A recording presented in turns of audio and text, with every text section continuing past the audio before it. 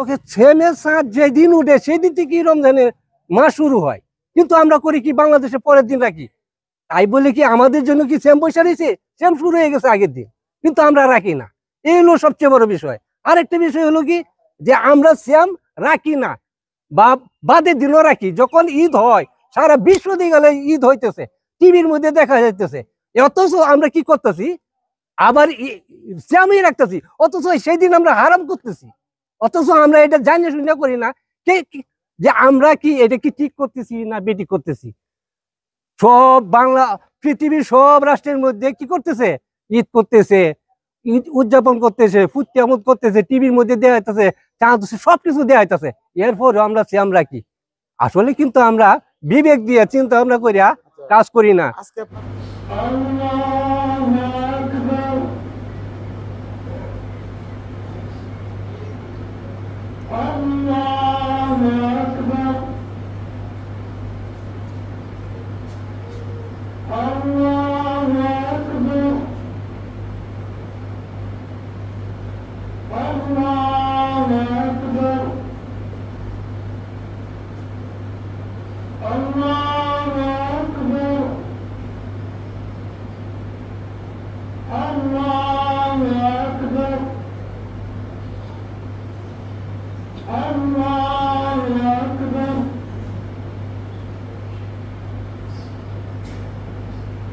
আমার দাদা 140 বছর বাচ্চা গেছে, সংগ্রামের আগের বছর মারা গেছে। এখনই ঈদগান্না করে গেছে। আমার দাদা নামাজ পড়ছে 70 বছর। আর বাংলাদেশ হয়েছে পরে আমার বাপে পড়ছে, আমরা করছি, আমরা পড়তে আসছি।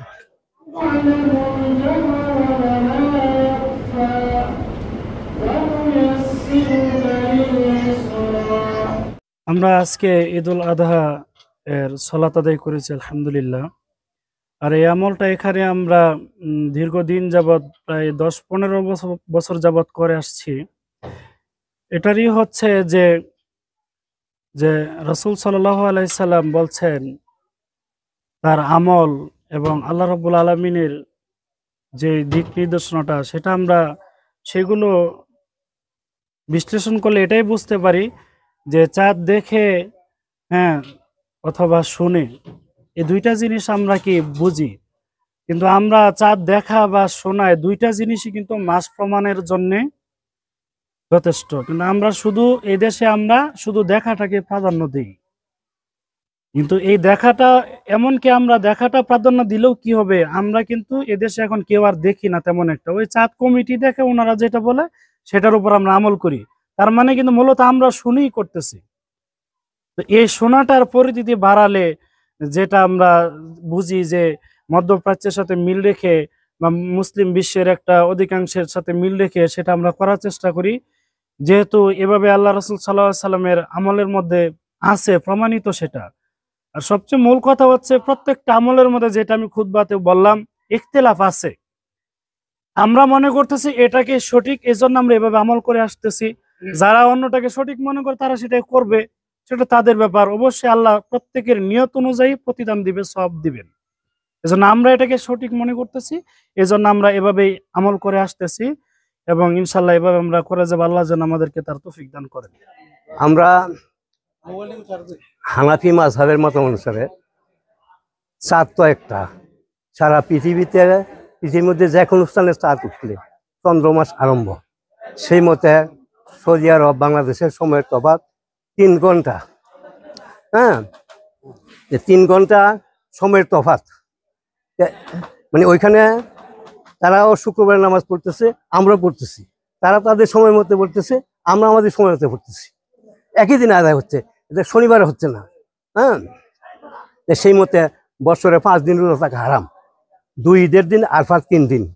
সৌদি আরব ওইখান থেকে মানে যদি চাঁদ উঠে, তাহলে শুধু সৌদি আরব নয়, বিশ্বের যে কোনো স্থানে চাঁদ উঠলে রমজান চন্দ্রমাস আরম্ভ। সেই মতে আমরা সেই হিসাব মতে আমরা এখানে প্রায় 100 বছর যাবত আমরা নামাজ পড়ে আসছি।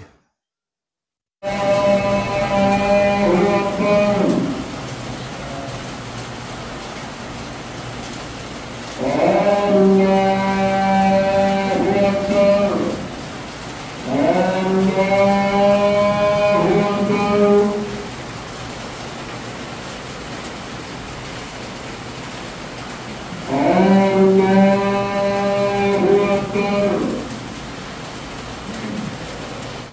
আলহামদুলিল্লাহ আমরা এই পবিত্র ঈদ উল আজহার জামাত সকলের উপস্থিতিতে আমরা আদায় করেছি।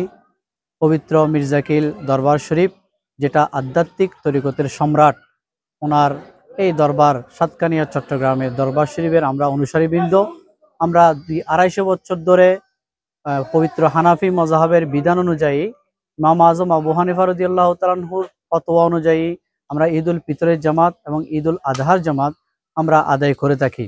এটা পুরো বিশ্বের মধ্যে সমগ্র মুসলিম মিল্লাত যারা তরিকতের অনুসারীবৃন্দ আছেন এবং যারা এই ফতোয়ার মুকাল্লেদ আছেন, হানাফি মযহাবের অনুসারী আছেন, প্রত্যেকে এটা আমল করে আসছি।